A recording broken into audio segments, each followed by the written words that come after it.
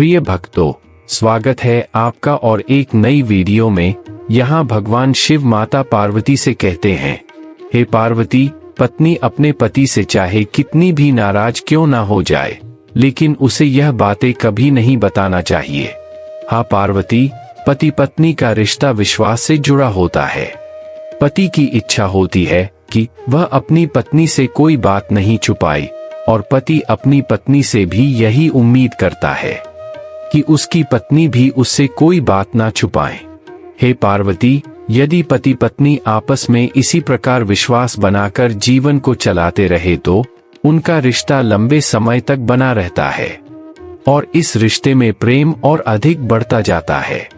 लेकिन पार्वती, ध्यान रहे, कुछ बातें अपनी पत्नी को कभी नहीं बतानी होती, क्योंकि शास्त्रों में कहा गया है कि पत्नी के पेट में बात नहीं पचती।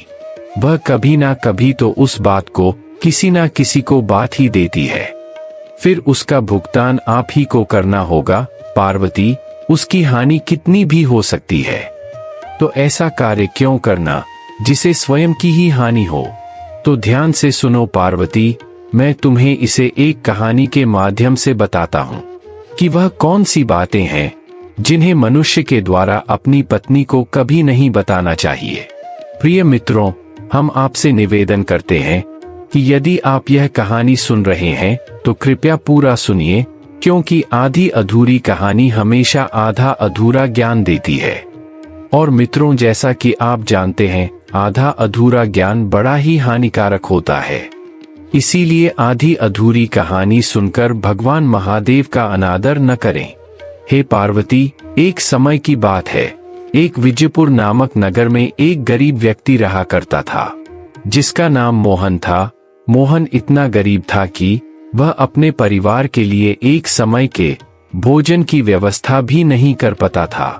और भगवान श्री कृष्ण ने कहा है, संसार में सबसे बड़ा दुख गरीबी है। एक गरीब व्यक्ति के लिए अपने परिवार का पालन पोषण करना बहुत ही मुश्किल कार्य है। गरीबी में वह रिश्ते भी टूट जाते हैं जो मनुष्य के लिए बहुत खास होते हैं। एक दिन मोहन पत्नी, जिसका नाम सुलोचना था, सुलोचना ने अपने पति से कहा, सुनते हो, ऐसे कितने दिन हम दुख के सहारे जीते रहेंगे। हमें कुछ ना कुछ तो कार्य करना ही होगा जिससे हमें भी अत्यधिक धन की प्राप्ति हो। तभी मोहन कहता है, मैं काम कर तो रहा हूं, अब मैं क्या करूं? जब कोई व्यक्ति मुझे कार्य देता ही नहीं, उन्हें लगता है कि मैं उनका कार्य खराब कर दूंगा। तभी मोहन की पत्नी सुलोचना कहती है, ऐसे हम घर पर बैठे रहे तो हम भूख से ही मर जाएंगे। आपको कोई ना कोई तो रोजगार खोजना ही होगा। आप हमारे बच्चों का भी तो ध्यान करो, उन्होंने भी एक दिन से खाना नहीं खाया है।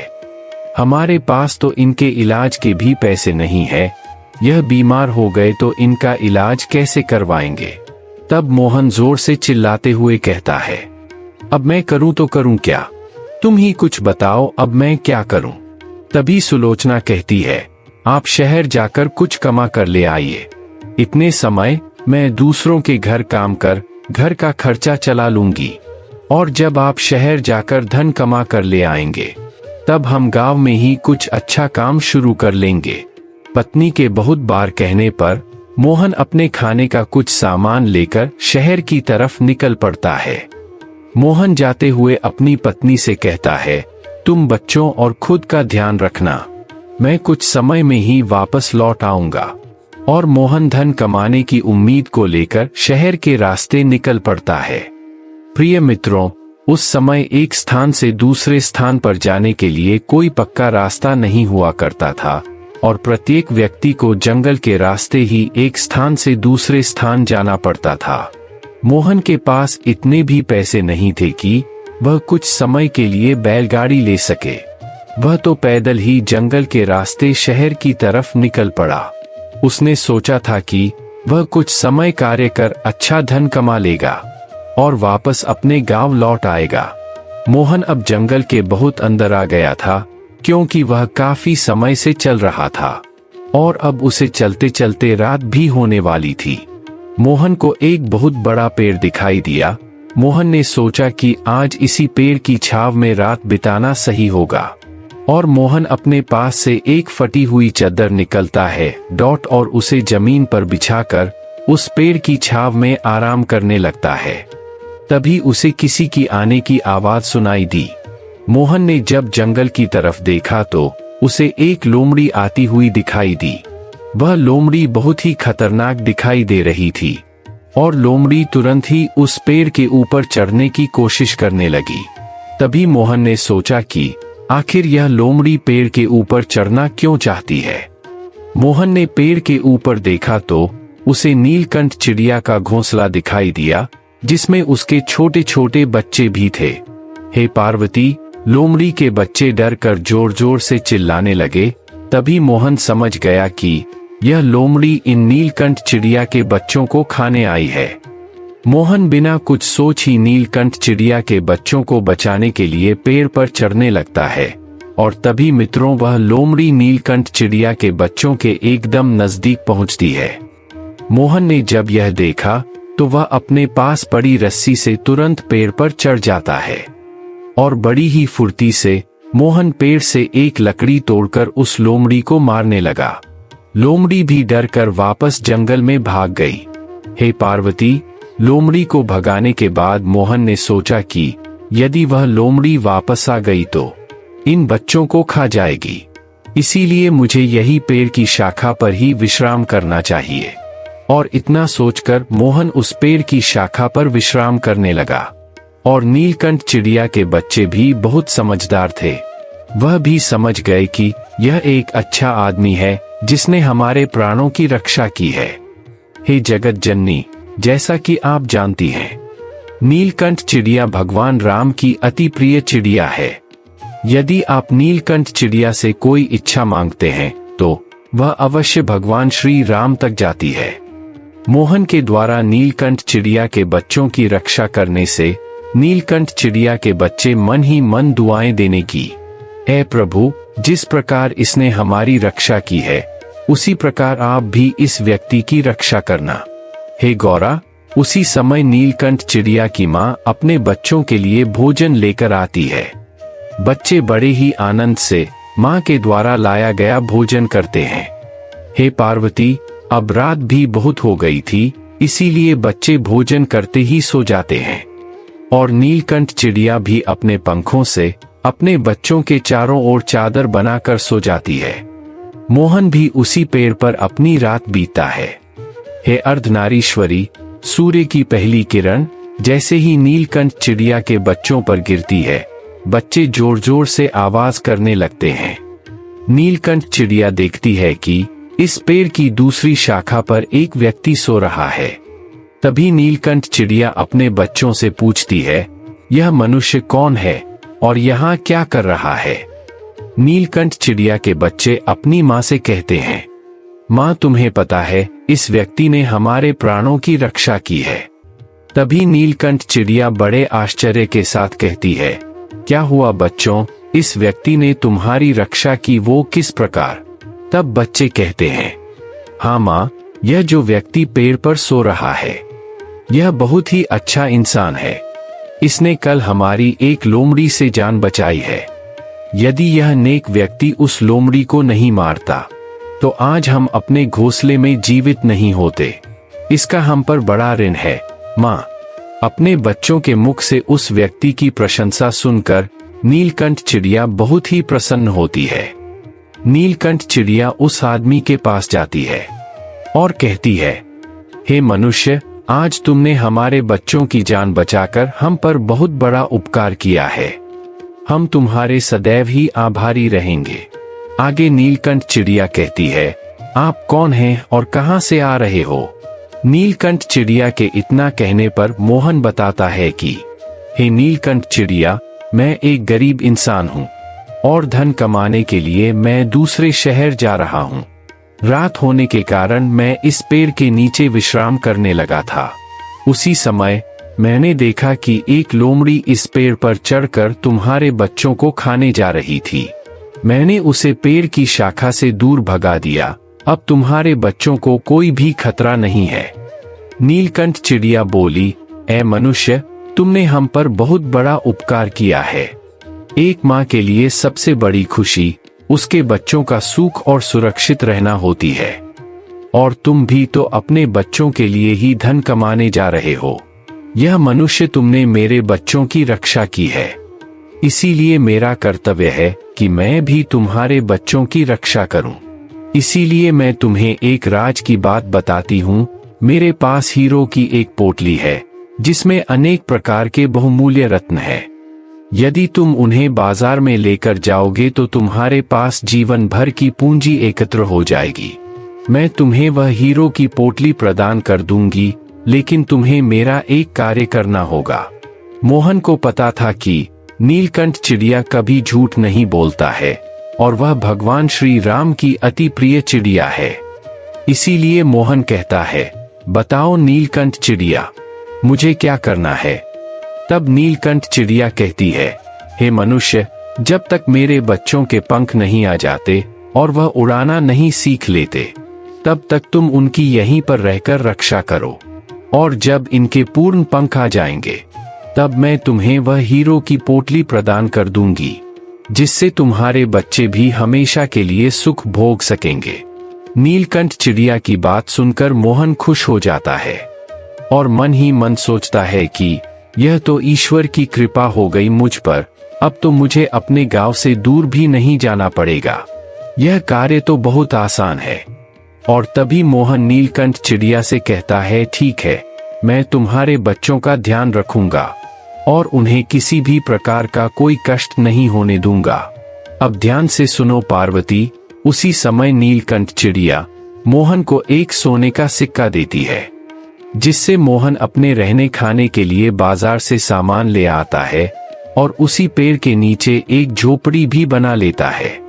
हे पार्वती, इसी प्रकार मोहन नीलकंठ चिड़िया के बच्चों का ध्यान रखने लगा और अब तो नीलकंठ चिड़िया भी अपने बच्चों को लेकर खुश रहने लगी थी।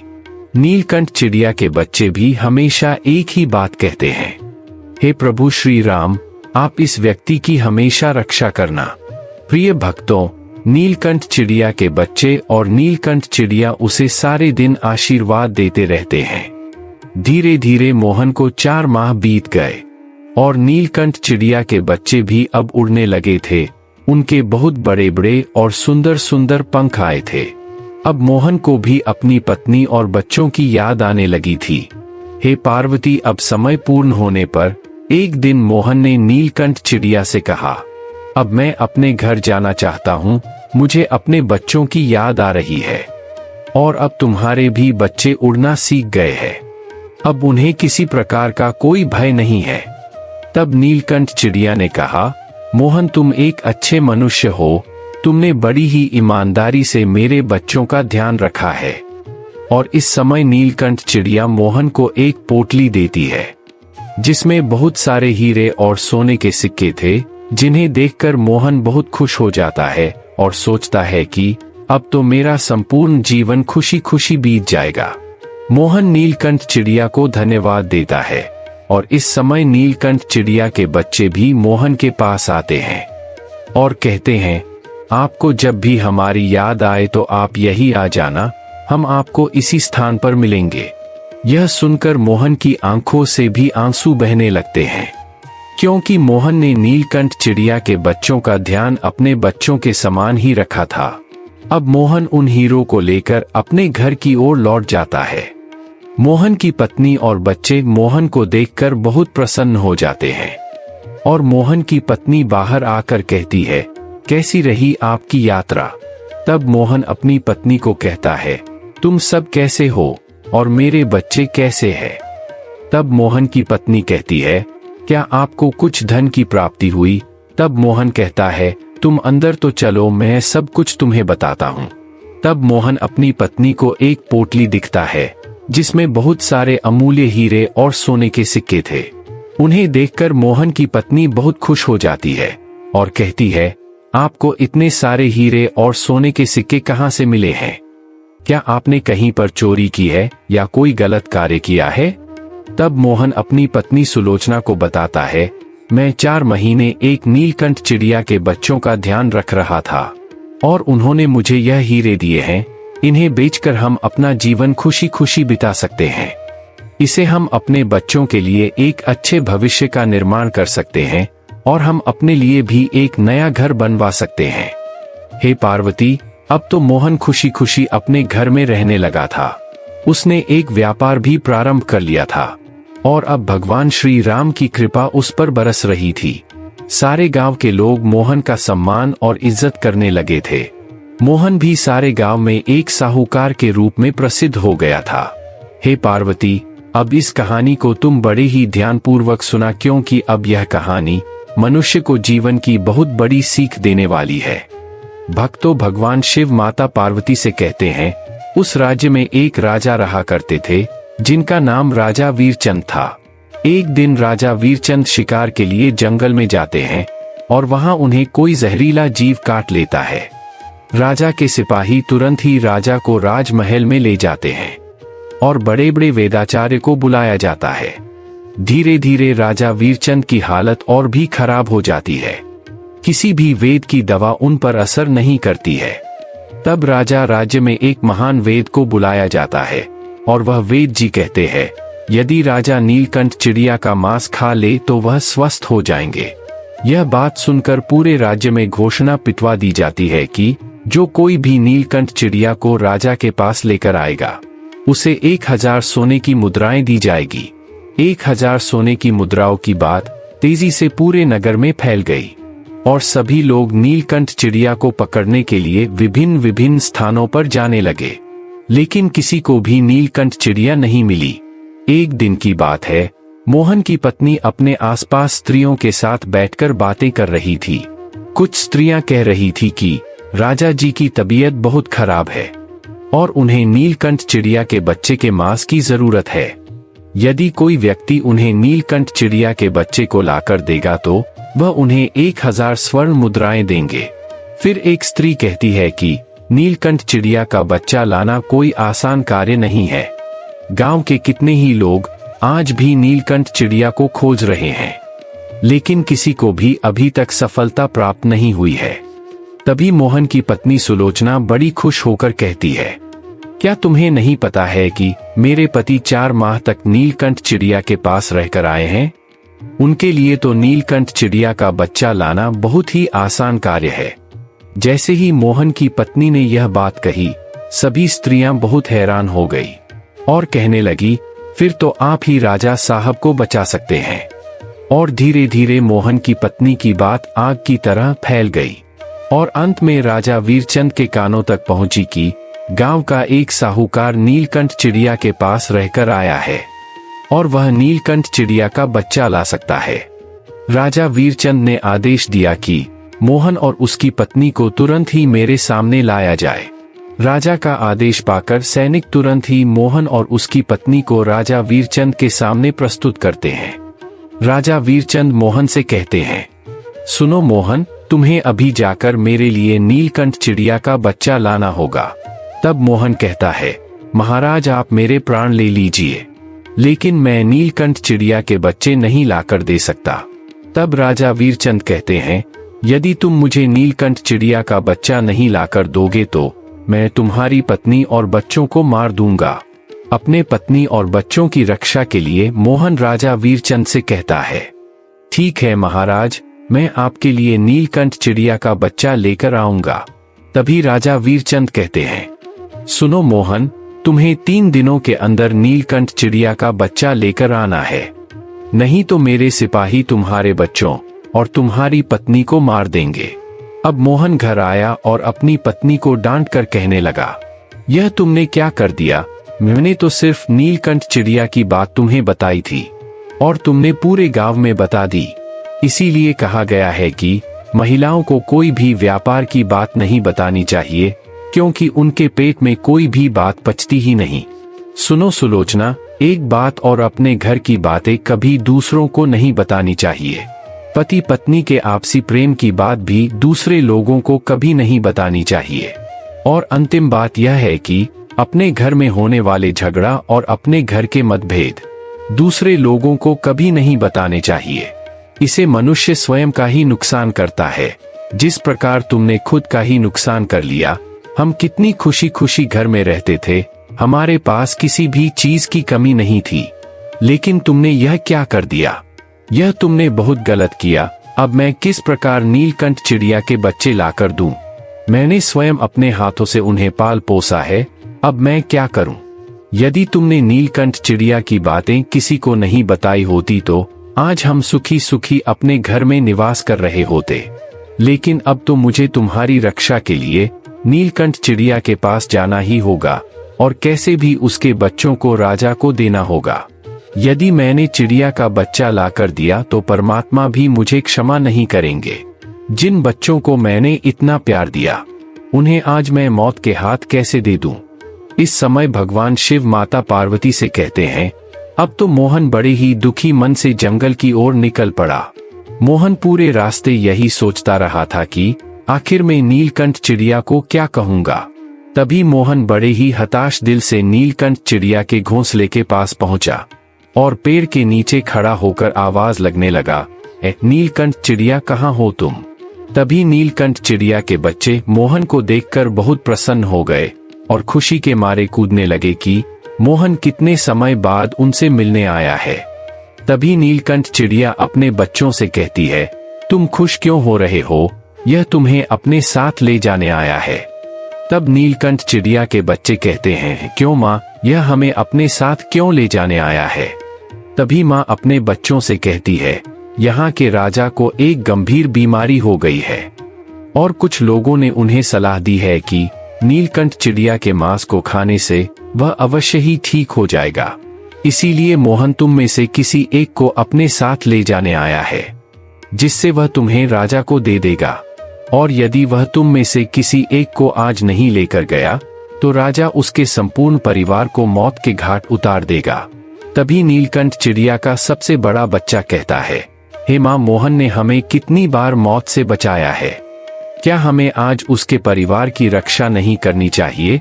इससे तो हमें बहुत बड़ा पाप लगेगा और हमारे प्रभु श्री राम भी हमसे रुष्ट हो जाएंगे। हे पार्वती।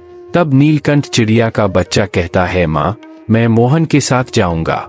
माँ कहती है, यदि तुम मोहन के साथ जाओगे तो कभी हमारे पास लौटकर नहीं आओगे। इस समय मोहन वापस नीलकंठ चिड़िया का आवाज लगता है और कहता है, ए नीलकंठ चिड़िया, कृपया कर तुम मेरे पास आओ। और तभी नीलकंठ चिड़िया अपने सभी बच्चों के साथ पेड़ से नीचे आती है और देखते हैं कि मोहन बहुत ही उदास दिखाई दे रहा है। मोहन देखने में ऐसे लग रहा है जैसे वह सारे रास्ते रोते रोते आया है। उसी समय मोहन नीलकंठ चिड़िया से कुछ कहने का प्रयत्न करता है कि इतने में ही नीलकंठ चिड़िया का सबसे बड़ा बच्चा कहता है, हे मोहन, तुम्हें कुछ कहने की आवश्यकता नहीं, हम सब कुछ जानते हैं। हमें पता है कि राजा को एक गंभीर बीमारी हो गई है, जिसके लिए उन्होंने तुम्हें नीलकंठ चिड़िया का मांस लाने भेजा है। यदि तुम वह नहीं लेकर गई तो वह तुम्हारे परिवार को समाप्त कर देगा। तभी मोहन कहता है, अब मैं क्या करूं? मैंने तुम्हारा पालन पोषण किया है, अब मैं किस प्रकार तुम्हें उस दुष्ट राजा के हाथों में दे दूं? तब नीलकंठ चिड़िया कहती है, नहीं मोहन, ऐसी कोई बात नहीं है। यदि भगवान श्री राम यही चाहते हैं तो उनकी इच्छा हम बदल नहीं सकते।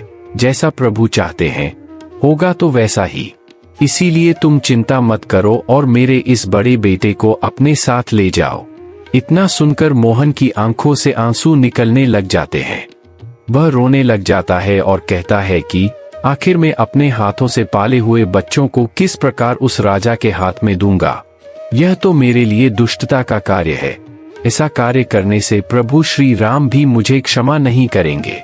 और उसी वक्त नीलकंठ चिड़िया का बच्चा कहता है, नहीं मोहन, ऐसी कोई बात नहीं है। प्रभु जैसा चाहेंगे वैसा ही होगा। इसीलिए तुम अपने परिवार की रक्षा करो और मुझे राजा के पास ले चलो। मोहन बहुत ही उदास होकर नीलकंठ चिड़िया के बच्चे को लेकर अपने नगर की ओर निकल पड़ता है।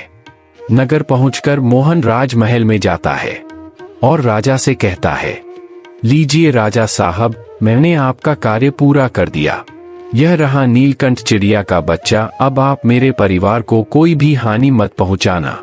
राजा मोहन को वचन देते हुए कहता है, सुनो मोहन, तुमने आज मेरे प्राणों की रक्षा की है, इसीलिए मैं तुम्हें वचन देता हूं कि अब मैं जीवन में कभी भी तुम्हारे परिवार को कोई कष्ट नहीं दूंगा। ना ही तुम्हें किसी प्रकार का दंड दिया जाएगा।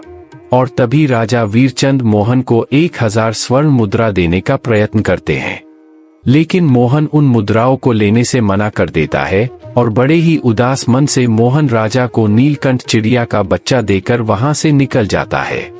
और राजा नीलकंठ चिड़िया के बच्चे को एक बहुत सुंदर पिंजरे में बंद करवा देते हैं। राजा वीरचंद अपने एक सेवक से कहते हैं कि हम इस नीलकंठ चिड़िया का मांस कल सुबह खाएंगे, इसीलिए तुम इसे हमारे महल के बगीचे में रख दो। और सेवक राजा की बात सुनते ही नीलकंठ चिड़िया को ले जाकर महल के सबसे सुंदर बगीचे में रख देता है। हे पार्वती, हम देखते हैं कि राजा वीरचंद का पुत्र अशोक भी वहीं पर खेल रहा था। राजकुमार अशोक बड़े ही शांत और पशु पक्षियों से प्रेम करने वाले थे। जैसे ही उन्होंने इतनी सुंदर नीलकंठ चिड़िया को दिखा तो उनसे रहा नहीं गया और वह तुरंत ही उस पिंजरे के पास चले गए।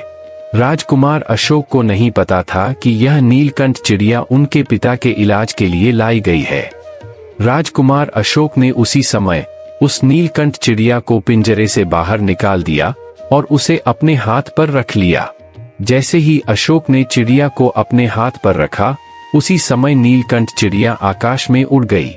सेवक राजकुमार अशोक को नीलकंठ चिड़िया को उड़ते हुए देख लेता है और वह तुरंत ही राजा के पास जाकर कहता है, राजा जी, अनर्थ हो गया। आपके पुत्र ने उस चिड़िया को आजाद कर दिया। सेवक की बात सुनकर राजा बहुत क्रोधित हो गए और उन्होंने तुरंत कहा, राजकुमार को बुलाकर लाया जाए। सेवक तुरंत भागता हुआ राजकुमार के पास जाता है और कहता है, राजकुमार अशोक, आपको तुरंत राजा जी ने बुलाया है। हे तीनों लोकों की स्वामिनी, जब अशोक राजा के सामने आता है तो राजा वीरचंद अत्यधिक क्रोध में कहते हैं, यह तुमने क्या कर दिया मूर्ख बालक, तुमने उसे नीलकंठ चिड़िया को क्यों मुक्त कर दिया? क्या तुम्हें नहीं पता था कि मेरे इस आध्या रोग का इलाज सिर्फ वह नीलकंठ चिड़िया का मांस ही था? तब राजकुमार अशोक कहते हैं, नहीं पिताजी, मुझे नहीं पता था कि वह नीलकंठ चिड़िया आपके लिए लाई गई थी। हे पार्वती, इस समय राजा वीरचंद अपने सबसे प्रिय पुत्र को अपने नगर से बाहर निकाल देते हैं और कहते हैं कि चले जाओ यहाँ से, तुमने अपने पिता को मृत्युशैया तक पहुंचा दिया है, तुम्हें पिता की हत्या का पाप लगेगा, जाओ तुम यहाँ से चले जाओ। राजकुमार अशोक बड़े ही विनम्र और चतुर थे। उन्होंने अपने पिता की आज्ञा अनुसार उस नगर को छोड़ दिया और वहां से राजकुमार अशोक जंगलों की तरफ चले गए। हे पार्वती, दूसरी तरफ नीलकंठ चिड़िया का बच्चा अपनी माता के पास पहुंच जाता है। नीलकंठ चिड़िया अपने बच्चों को देखकर बहुत प्रसन्न होती है। इस समय नीलकंठ चिड़िया का बच्चा कहता है, माँ, उस राज्य के राजकुमार ने मुझे आजाद कर दिया। तब नीलकंठ चिड़िया कहती है, नहीं पुत्र, उस राजकुमार ने तुम्हें गलती से आजाद कर दिया है, इसी कारण उसके पिता ने उसे अपने नगर से निकाल दिया है और अब वह राजकुमार जंगलों में भटक रहा है। तो इसमें हम क्या कर सकते हैं माँ? जैसा जिसका कर्म। नहीं, ऐसी बात नहीं है। अब तुम्हारा कर्तव्य बनता है कि तुम उस राजकुमार को वापस अपने पिता से मिलाओ, क्योंकि उसने तुम्हें आजाद कर अपने पिता से दुश्मनी कर ली है। इसीलिए उसका सिर्फ इकलौता सहारा अब तुम ही हो। अब तुम उसके पास जाओ और उसकी सहायता करो। तब नीलकंठ चिड़िया का बच्चा कहता है, माँ, मैं उसके पास जाकर क्या करूँगा? वह तो मुझे पास आते ही पकड़ लेगा, क्योंकि उसे लगता होगा कि मेरी वजह से उसके पिता ने उसको घर से निकाल दिया है। तब नीलकंठ चिड़िया कहती है, नहीं, ऐसा नहीं होगा, वह तुम्हें खुद से जुदा नहीं करेगा, क्योंकि मैं तुम्हें उसके पिता का इलाज बताकर भेजूंगी। तब चिड़िया का बच्चा हैरान होकर कहता है, क्या माँ, आपको पता है राजा के रोग का इलाज क्या है? तो आपने मुझे पहले क्यों नहीं बताया? हे पार्वती, तब नीलकंठ चिड़िया कहती है, हाँ पुत्र, अब मुझे पता है राजा वीरचंद के रोग का इलाज। तब नीलकंठ चिड़िया का बच्चा बड़ी हैरानी से कहता है, लेकिन माँ, फिर आपने पहले क्यों नहीं बताया? तब नीलकंठ चिड़िया अपने बच्चों से कहती है, जब तुम यहाँ से चले गए थे तब मैं बहुत उदास हो गई थी और मैं सारे समय प्रभु श्री राम का ही नाम जप रही थी। भगवान का नाम लेते हुए मेरी आंख लग गई और तभी श्री राम मेरे स्वप्न में आए और उन्होंने कहा है, नीलकंठ चिड़िया, अब तुम्हारा पुत्र तुम्हारे पास वापस आ जाएगा। तुम चिंता मत करो और मैं तुम्हें राजा वीरचंद के रोग का इलाज बताता हूँ। यहाँ से कुछ मीलों दूर एक सोनारपुर नामक नगर है। उस नगर में एक राजकुमारी रहती है जिसका नाम नयनतारा है। नयनतारा का जन्म कार्तिक पूर्णिमा की रात्रि को एक शुभ समय में हुआ है, जिस कारण यदि वह कन्या अपने पति के साथ मिलकर राजा वीरचंद को जल के साथ तुलसी का पत्ता खिला देगी तो राजा वीरचंद का रोग पूर्णतया नष्ट हो जाएगा। हे पार्वती, फिर नीलकंठ चिड़िया अपने पुत्र से कहती है, सुनो पुत्र, तुम किसी भी प्रकार राजकुमार अशोक को सोनारपुर ले जाओ और वहां की राजकुमारी से उसका विवाह करवा दो, जिससे राजा वीरचंद भी स्वस्थ हो जाएंगे और तुम्हारा भी कर्तव्य पूर्ण हो जाएगा। अपनी माता की बात सुनकर नीलकंठ चिड़िया का बच्चा राजकुमार अशोक को खोजने निकल जाता है और कुछ समय बाद ही राजकुमार अशोक भी चिड़िया को एक पेड़ के नीचे बैठे हुए दिखाई दे जाते हैं। नीलकंठ चिड़िया भी उसी पेड़ पर जाकर बैठ जाती है। जब राजकुमार अशोक देखते हैं कि यह तो वही चिड़िया है जिसको मैंने आजाद किया था, जिस कारण आज मेरी है दशा हुई है, तभी नीलकंठ चिड़िया राजकुमार अशोक से कहती है, हे राजकुमार, तुम चिंता मत करो, मैं तुम्हारी हर समस्या का समाधान कर दूंगी। तब राजकुमार कहता है, तुम किस प्रकार मेरी समस्या का समाधान कर सकती हो? इस समय नीलकंठ चिड़िया कहती है, मैं जानती हूँ कि तुम्हारे पिता का इलाज कैसे होगा, इसीलिए तुम्हें मेरा साथ देना होगा। जैसा मैं कहूँ वैसा अगर तुम करोगे तो कुछ ही समय में तुम्हारे पिता अवश्य ही ठीक हो जाएंगे। पहले तो राजकुमार को चिड़िया की बातों पर विश्वास नहीं हुआ, लेकिन फिर राजकुमार ने सोचा कि मेरे पास अन्य कोई मार्ग भी नहीं है, इसीलिए उचित होगा कि मुझे इस चिड़िया की बातें मान लेनी चाहिए, क्योंकि राजकुमार भी जानता था कि नीलकंठ चिड़िया कभी असत्य नहीं बोलती है। तब राजकुमार अशोक कहते हैं, बताओ नीलकंठ चिड़िया, मुझे क्या करना है? तब नीलकंठ चिड़िया कहती है, अब से मैं तुम्हारे दुख सुख में तुम्हारे साथ ही रहूंगी। हम पहले सोनारपुर नामक नगर में चलेंगे, उस स्थान पर हमें हमारे लक्ष्य की प्राप्ति होगी। और इतना सुनकर राजकुमार नीलकंठ चिड़िया के साथ सोनारपुर नामक नगर की ओर निकल पड़ते हैं। हे पार्वती, उस राज्य की राजकुमारी जिसका नाम नयनतारा था, वह बहुत ही सुंदर थी। उसकी सुंदरता की चर्चा पूरे नगर में हुआ करती थी। राजकुमार और वह नीलकंठ चिड़िया एक बगीचे में रुकते हैं, जहां राजकुमारी नयनतारा भी अपनी सहेलियों के साथ घूमने आई हुई थी। राजकुमारी नयनतारा को देखकर राजकुमार छुप जाते हैं और नीलकंठ चिड़िया राजकुमारी के सामने पहुंच जाती है। राजकुमारी उस सुंदर चिड़िया को देखकर उस पर मोहित हो जाती है। वह उसे पकड़ना चाहती है, लेकिन वह नीलकंठ चिड़िया उसके पकड़े में नहीं आती है। और दूसरी तरफ राजकुमार अशोक राजकुमारी नयनतारा की सुंदरता पर मोहित हो जाता है। और कुछ समय बाद ही राजकुमारी नयनतारा अपने सहेलियों के साथ अपने महल की ओर लौट जाती है। राजकुमार पूरी तरह से राजकुमारी के प्रेम में पागल सा हो गया था। उसने आज से पहले इतनी सुंदर स्त्री नहीं देखी थी। अब तो राजकुमार अशोक एक पल भी राजकुमारी के बिना नहीं रह सकता था। वह नीलकंठ चिड़िया से कहता है कि अब मैं क्या करूं, मुझे तो नयनतारा अत्यधिक पसंद है और मैं उन्हीं के साथ विवाह करूंगा।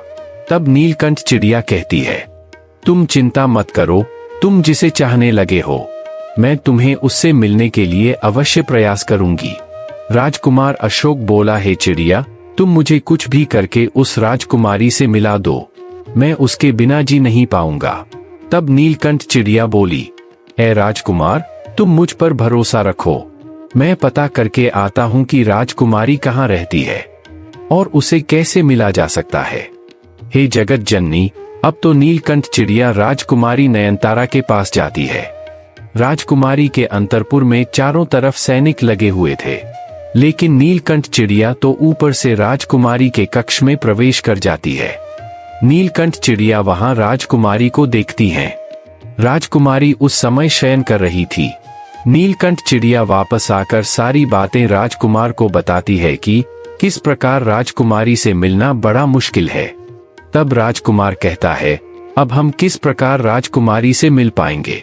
तब नीलकंठ चिड़िया राजकुमार को समझाते हुए कहती है, तुम एक काम करो, अपना रुमाल मुझे दे दो और मैं तुम्हारा रुमाल राजकुमारी नयनतारा तक पहुंचा दूंगी और उसका दुपट्टा लेकर आऊंगी। भक्तों, अगले ही दिन नीलकंठ चिड़िया राजकुमार का रुमाल लेकर जाती है और जब राजकुमारी सो रही थी, उस रुमाल को राजकुमारी के पास रखकर चली आती है और राजकुमारी का दुपट्टा लेकर अपने साथ आ जाती है। हे पार्वती, राजमहल में सुबह का समय हुआ। राजकुमारी नयनतारा नींद से जागी जब उसने अपने दुपट्टे को अपने पास नहीं देखी है और पास ही में रखे एक रुमाल को देखा तो एकदम से राजकुमार समझ जाती है कि रात्रि में हो ना कोई मेरे कक्ष में आया है। राजकुमारी नयनतारा एकदम चिंतित हो गई। उसने अपने सभी नौकरियां को, अपने सभी सिपाहियों को बुलाया और कहा, रात में मेरे पास कौन आया था? लेकिन किसी के पास कोई जवाब नहीं था। अब तो राजकुमारी के महल की चौकसी और सैनिकों की संख्या और बढ़ा दी गई। हे पार्वती, अगली रात होती है। तब नीलकंठ चिड़िया फिर राजकुमारी नयनतारा के कक्ष में जाती है और अपने मित्र राजकुमार अशोक द्वारा लिखी हुई चिट्ठी को राजकुमारी के पास रख देती है। चिट्ठी में लिखा हुआ था, हे राजकुमारी नयनतारा, मैंने जब से आपको देखा है तब से मैं आपके प्यार में खो गया हूँ। मैं आपसे प्यार करने लगा हूँ। मैं तुमसे विवाह करना चाहता हूँ। अगर तुम्हें मुझसे मिलना है तो तुम अपने सबसे सुंदर बगीचे में आ जाना। मैं तुम्हारी वही इंतजार करूंगा। हे पार्वती, अगले दिन राजकुमारी नयनतारा जब सोकर उठी और चिट्ठी को पढ़ती है तो वह भी अपना मन बना लेती है और कुछ ही समय बाद राजकुमारी अपनी सहेलियों को लेकर बगीचे में पहुंच जाती है। मगर बगीचे में तो कोई भी व्यक्ति नजर नहीं आ रहा था। राजकुमारी देखती है कि वहां तो सिर्फ वही नीलकंठ चिड़िया थी जो उस दिन उसके दिल को भा गई थी। नीलकंठ चिड़िया राजकुमारी से कहती है, हे राजकुमारी, तुम जिसे खोज रही हो वह तुम्हारी यहीं पर प्रतीक्षा कर रहा है। लेकिन पहले मुझे तुम वचन दो कि तुम यह बात अपने पिता को नहीं बताओगी और मेरे प्रिय मित्र को तुम बंदी नहीं बनवाओगी। राजकुमारी ने कुछ विचार किया और फिर राजकुमारी ने वचन दिया कि मैं उस व्यक्ति को बंदी नहीं बनवाऊंगी। मुझे उससे मिलाओ। मैं देखना चाहते हो कि वह कौन है जो मेरी इतनी कड़ी सेना के बावजूद भी मेरे कक्ष में प्रवेश कर गया। तब नीलकंठ चिड़िया ने अपने मित्र राजकुमार अशोक को बुलाया। राजकुमारी ने पूछा, तुम कौन हो और इतना कड़ा पहरा होने के बावजूद भी तुम मेरे कक्ष में कैसे पहुंच गए? राजकुमार अशोक ने मुस्कुराते हुए कहा, यदि कोई किसी से सच्चा प्रेम करे तो ऐसा कोई स्थान नहीं है जहां वह नहीं जा सकता है। जब से मैंने तुम्हें देखा है तब से मैं तुम्हारा प्रेमी बन गया हूं और तुमसे विवाह करने की इच्छा रखता हूं। मित्रों, तब राजकुमारी ने पूछा कि तुम कौन हो और यहाँ क्या कर रहे हो? तब राजकुमार अशोक अपनी पूरी कहानी राजकुमारी नयनतारा को सुनता है। राजकुमारी नयनतारा अशोक की कहानी सुनाने के बाद भावुक हो जाती है। हे पार्वती, ऐसे ही वह कुछ देर और बातें करते हैं और राजकुमारी नयनतारा अशोक के प्रति आकर्षित होने लग जाती है और इसी प्रकार राजकुमारी और राजकुमार कई दिनों तक आपस में मिलते रहते हैं। एक दिन राजकुमारी ने कहा कि राजकुमार अशोक, मेरे पिता मेरा विवाह है तुम्हारे साथ नहीं करेंगे। इससे अच्छा तो यह होगा कि मैं तुम्हारे साथ भाग चलती हूँ और कहीं दूर जाकर हम अपना विवाह कर लेंगे। लेकिन तब राजकुमार कहता है कि नहीं नयनतारा, मैं ऐसा नहीं कर सकता। मैं तुम्हारे पिता की इच्छा के विरुद्ध तुमसे विवाह नहीं करूंगा। तब नयनतारा कहती है, अब हम क्या करेंगे? मैं तो तुम्हारे अलावा किसी से विवाह नहीं करूंगी। यदि मेरे पिता ने तुम्हारे अलावा किसी से मेरा विवाह किया तो मैं अपने प्राणों का त्याग कर दूंगी। नयनतारा की बात सुनकर राजकुमार अशोक कहते हैं कि अभी हम कुछ दिन और प्रतीक्षा करके देख लेते हैं, कोई ना कोई हल तो निकल ही जाएगा। और इतना कहकर राजकुमारी नयनतारा वापस अपने महल की ओर निकल जाती है। राजकुमार बड़े ही उदास मन से नीलकंठ चिड़िया कहता है, अब मैं क्या करूं, अब तुम ही कुछ बताओ। तब नीलकंठ चिड़िया भगवान श्री राम से अरदास करती है कि हे प्रभु, अब आप ही कुछ मार्ग निकालिए जिससे मैं अपने कर्तव्य को पूर्ण कर पाऊं और जिससे राजकुमारी और राजकुमार सदा के लिए एक हो जाए। हे पार्वती, अगले ही दिन कुछ ऐसा होता है जिसे सुनकर आप चौंक जाएगी। अगले ही दिन उस नगर में डिंडोरा पिटवा दिया जाता है कि राजकुमारी के विवाह के लिए एक स्वयंवर रखा जाएगा और जिसमें अनेक देशों से पराक्रमी राजा आएंगे और जो भी राजकुमारी से विवाह करना चाहता है वह इस प्रतियोगिता में हिस्सा जरूर ले। जब यह समाचार राजकुमार अशोक ने सुन तो वह अत्यधिक दुखी हो गया कि अब क्या होगा। और इस समय राजकुमारी नयनतारा भी बगीचे में आती है और कहती है, अब हम क्या करेंगे? अब यही उचित होगा कि हम यहाँ से भाग चलते हैं। लेकिन राजकुमार अशोक एक दृढ़ व्यक्ति थे। उन्होंने कहा, यदि ईश्वर ने हमारे भाग्य में विवाह नहीं लिखा है तो हम कहीं भी चले जाएं, हमारा विवाह कभी नहीं होगा। तब राजकुमारी कहती है, हमारे पिता चाहते हैं कि हमारा विवाह विश्व के सबसे अच्छे धनुर्धर के साथ हो। फिर नयनतारा संकोच करते हुए कहती है, क्या तुम धनुष विद्या जानते हो? उस पर राजकुमार अशोक कहते हैं, मैं एक कुशल धनुर्धर तो नहीं हूँ, लेकिन मैं धनुर्विद्या का उचित उपयोग करना जानता हूँ। राजकुमार की ऐसी बातें सुनकर नयनतारा रोती हुई वहां से चली जाती है। और अगली ही दिन पूरे नगर में घोषणा होती है कि आज एक बहुत बड़े स्वयंवर का आयोजन किया गया है। जो भी व्यक्ति राजकुमारी से विवाह करने की इच्छा रखता है वह इस स्वयंवर में शामिल हो सकता है। हे पार्वती, यह बात सुनकर नीलकंठ चिड़िया ने भी कहा, हमें भी इस प्रतियोगिता में हिस्सा लेना चाहिए। तभी राजकुमार अशोक ने कहा, हमारे हिस्सा लेने से क्या होता है, वहां तो एक से बढ़कर एक धनुर्धर आएंगे जिनसे मैं कभी नहीं जीत सकता। फिर भी नीलकंठ चिड़िया के कहने पर राजकुमार अशोक उस सम्मेलन में शामिल हो जाते हैं। वहां जाकर नीलकंठ चिड़िया देखती है कि दूर दूर से राजा महाराजा उस स्वयंवर में हिस्सा लेने आए हुए हैं। पूरा नगर उस प्रतियोगिता को देखने के लिए एकत्र हुआ है और राजा और राजकुमारी नयनतारा भी उस स्वयंवर के मध्य भाग में सबसे ऊपर बैठे हुए हैं। हे पार्वती, एक व्यक्ति प्रतियोगिता के नियम बताता है और कहता है कि जो भी व्यक्ति अपनी आंखों पर पट्टी बांधकर इन 3 सुनहरी पत्तियों पर निशाना लगा देगा, राजकुमारी का विवाह उसी के साथ होगा। कुछ ही समय बाद प्रतियोगिता प्रारंभ होती है और कई राजकुमार अपनी आंखों पर पट्टी बांधकर उन सुनहरी पत्तियों पर निशाना लगाने का प्रयास करते हैं, लेकिन कोई भी राजकुमार इतना सक्षम नहीं था कि वह बिना देखे इन पत्तियों पर निशाना लगा दे। राजकुमारी भी बहुत उदास हो गई थी। उन्हें लग रहा था कि अब कोई भी उपाय शेष नहीं है। फिर नीलकंठ चिड़िया ने आकर राजकुमार अशोक से कहा, राजकुमार, आपको भी इस स्वयंवर में अपना कौशल दिखाना चाहिए। इस समय राजकुमार अशोक नीलकंठ चिड़िया से कहते हैं, मैं इन पत्तियों पर निशाना तो लगा सकता हूँ, लेकिन आंख पर पट्टी बांधकर यह करना असंभव है। फिर नीलकंठ चिड़िया कुछ सोचने लगती है और भगवान श्री राम से कहती है कि प्रभु, अब आप ही कुछ कीजिए। तभी राजकुमार धीरे से बोलता है कि यदि किसी प्रकार उन पत्तियों से कोई ध्वनि उत्पन्न हो जाए तो मैं उस ध्वनि की दिशा में तीर चला सकता हूँ। इतना सुनते ही नीलकंठ चिड़िया तेजी से बोली, फिर तो आपका काम हो गया। नीलकंठ चिड़िया ने राजकुमार अशोक से कहा कि मेरे पास एक उपाय है जिससे हम यह स्वयंवर जीत सकते हैं। राजकुमार अशोक कहते हैं, क्या उपाय है तुम्हारे पास? तब नीलकंठ चिड़िया कहती हैं, जब आपकी आंख पर पट्टी लगा दी जाएगी तो मैं उस सुनहरी पत्तियों के पीछे जाकर खड़ी हो जाऊंगी और वहां से आप मेरी आवाज सुनकर मेरी आवाज की दिशा में तीर चला देना, जिससे वह तीर सुनहरी पट्टी को जाकर लगेगा। और इसी प्रकार मैं तीनों पत्तियों के पीछे जाकर आवाज करूंगी, जिससे आप मेरी आवाज की दिशा में तीर मारकर यह स्वयंवर जीत सकते हैं। यह बात सुनकर राजकुमार अशोक बहुत प्रसन्न हो गए और अपनी प्रशांत के साथ उन्होंने प्रतियोगिता मैदान में कदम रखा।